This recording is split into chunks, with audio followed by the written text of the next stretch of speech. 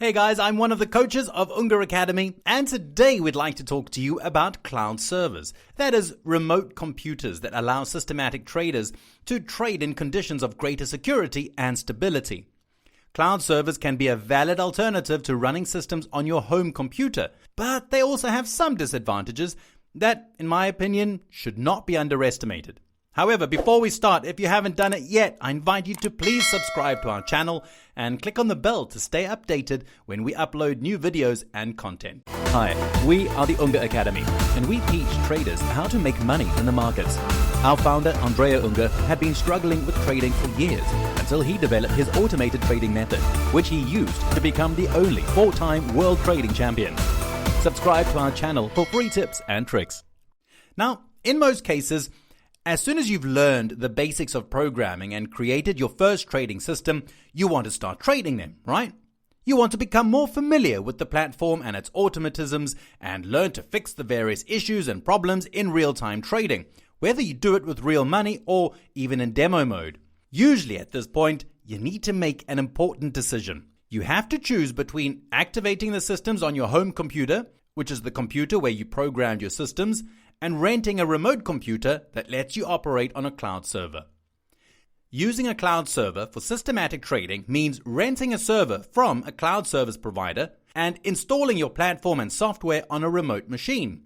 In short, you need to put your workspaces, your scripts, and the software you use for systematic trading onto a different device. Then all the orders will be sent by that machine, so the cloud server will execute your instructions as your home computer would do. In fact, cloud servers work precisely as a home computer does. You log in, authenticate yourself, and you get access to the computer. So let's take a look at the pros and cons of this kind of solution. Retail traders generally use these infrastructures to avoid the issues and problems that might occur when you use your home computer, such as blackouts, power outages, or internet connection failures. So let's see in more detail what are the advantages and disadvantages of cloud servers. As for the advantages, remote servers are usually data centers, which means that internet connection problems are improbable. Why? Well, because these servers generally have redundant connections. Moreover, they also have power units that allow them to manage power outages and blackouts. This means that you should be able to avoid any problem of stability or internet disconnection. In fact, data centers comply with specific standards of security and autonomy in terms of both the internet, because they use backup connections and power supply, because they use power units. As far as stability is concerned, these data centers generally guarantee a higher quality standard.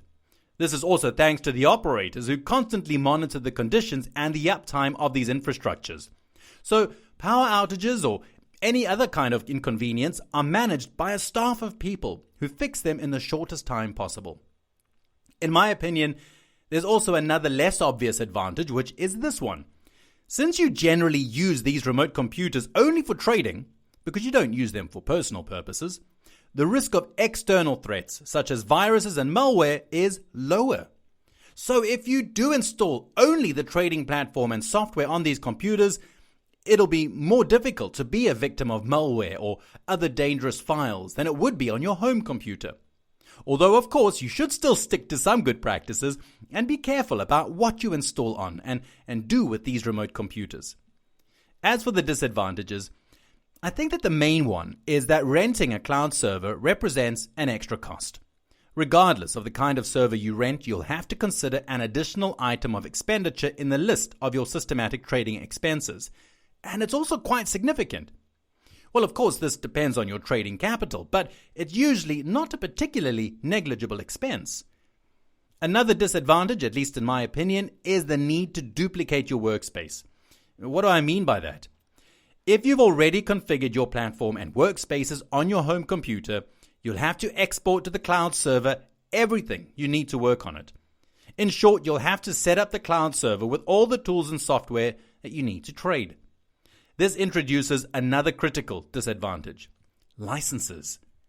Usually when you rent a server, the cost of the operating system license, such as Windows, can be either included in the subscription fee or be paid separately. In both cases, the expense is not that trifle. unless of course you have and use your license, provided that your provider allows you to do so. And this is generally possible on dedicated servers, but not on VPSs. The problem of licenses involves your trading platform as well. In fact, to run the platform simultaneously, both on your home computer and on your VPS, you probably need 2 licenses. So this is undoubtedly another aspect that should not be underestimated. Another essential thing to keep in mind is that there are mainly 2 categories of dedicated servers. On the one hand, we have the servers called VPSs, and on the other, we have the dedicated servers. So what is a VPS? Well, VPS stands for Virtual Private Server, while DS stands for Dedicated Server. Many people use the acronym VPS to refer to any computer in the cloud, but this is not the case. In fact, a virtual private server is very different from a dedicated server. More specifically, we can say that the private virtual server, so the VPS, is nothing more than a single machine in a large server. In fact, service providers, and later I'll tell you the names, create virtual machines inside their servers. So what users do when they rent a VPS is simply rent one of those individual virtual machines. On dedicated servers instead, you can rent the whole server if you want to do that. So there's actually a big difference between the two, because in the case of the VPS, you rent a virtual machine, whereas in the case of the dedicated server, you can rent an entire server. The difference in terms of cost is also considerable. In the case of VPSs, so virtual servers, the fee you pay is usually based on the power you want to rent. However, be careful, because service providers are not required to guarantee 100% of that power. And since they're not required to do it, well, they don't. On the other hand, if you rent a dedicated server, so an entire machine, you can have all the computational power of the machine you rent at your disposal. This means that dedicated servers generally provide greater stability, since the machine's performance is constant and depends on the physical computational power of the machine you rent. So the difference between VPSs and dedicated servers should not be overlooked. So keep that in mind. And as I said before, VPS service providers are not required to guarantee 100% of the power and resources you rent in most cases. Generally, they only have to guarantee a minimum share that is not even near 100%. Considering the best contracts I've seen, you can even get just 50% of the resources that you rent. Now let's see some of the main cloud service providers out there. Of course, we need to mention Amazon Web Services, AWS, which is one of the most important cloud service providers in the world. However, I strongly suggest that newbies don't use it. Its user interface and commands are quite complicated, so I think this service is not really suitable for those who are not particularly experienced in the IT field. However, it is an excellent solution for those who are already familiar with computer science. Plus, AWS is still one of the main providers in the world, so it is a great choice. The same goes for Microsoft Azure, which shares both the strengths and weaknesses of AWS. Then there's Aruba, a leading Italian company in the web hosting industry. It's been offering web hosting, certified email, and domain registration services for years, and it also allows you to rent VPSs and certified servers. Vultr is another interesting VPS service provider. I think it's American, if I can remember properly. Anyway, it's also very good. Finally, we have OVH, a French company and a world leader in the remote server services industry. It has data centers almost all over the world, and it lets you choose where you want to place your server. In recent years, they've built new data centers in Virginia and Oregon, adding to the ones they had already created in Canada. So OVH represents an interesting solution for those who, perhaps like me, work a lot with the American futures markets quoted on CME. Back to costs. What is it that generally affects the cost of a cloud server? Certainly the most important factor is the nominal resources of the machine you rent.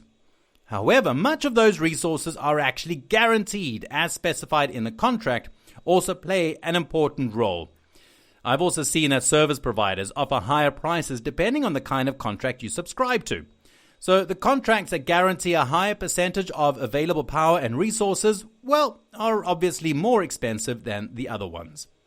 Another important factor is the location of the data center, because obviously costs vary depending on the server's location. Finally, the Windows license is also a relevant element. In fact, there are different versions of Windows Server. The basic one is the data center version, but there are others as well.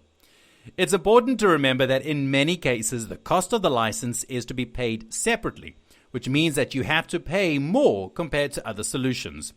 Just to give you a general idea of the costs, we can say that for small portfolios that contain 5 to 15 trading systems, you usually need a VPS with 2 to 4 CPUs and around 8 gigs of RAM. Now, I wouldn't use a machine with less than 8 gigs of RAM, as they've now become a minimal standard. Usually the cost for such a server would be around €50 per month. For medium-sized portfolios, that is for portfolios that contain 20 or more systems, I'd recommend a VPS with at least 4 to 8 cores with 16 gigs of RAM. This would cost around €60 to €100 per month. In any case, I recommend using a dedicated server with at least 4 cores and 16 gigs of RAM. And this would cost you about €40 to €60 per month, plus the cost of the Windows license, which, as mentioned, is to be paid separately for this kind of server. Finally, for larger portfolios, that is portfolios that have from 50 to 100 active systems, I would have a VPS with at least 8 to 10 cores and 32 gigs of RAM. And the cost would be around €250 per month. Or if you prefer a dedicated server, you would need at least 4 cores. It'd be better to opt for a gaming machine because they generally have a higher frequency, with at least 32 to 64 gigs of RAM. In this case, the cost would start from around €80 per month, plus the Windows license fee, unless you have and can use your own. That, guys, is our quick review of cloud servers.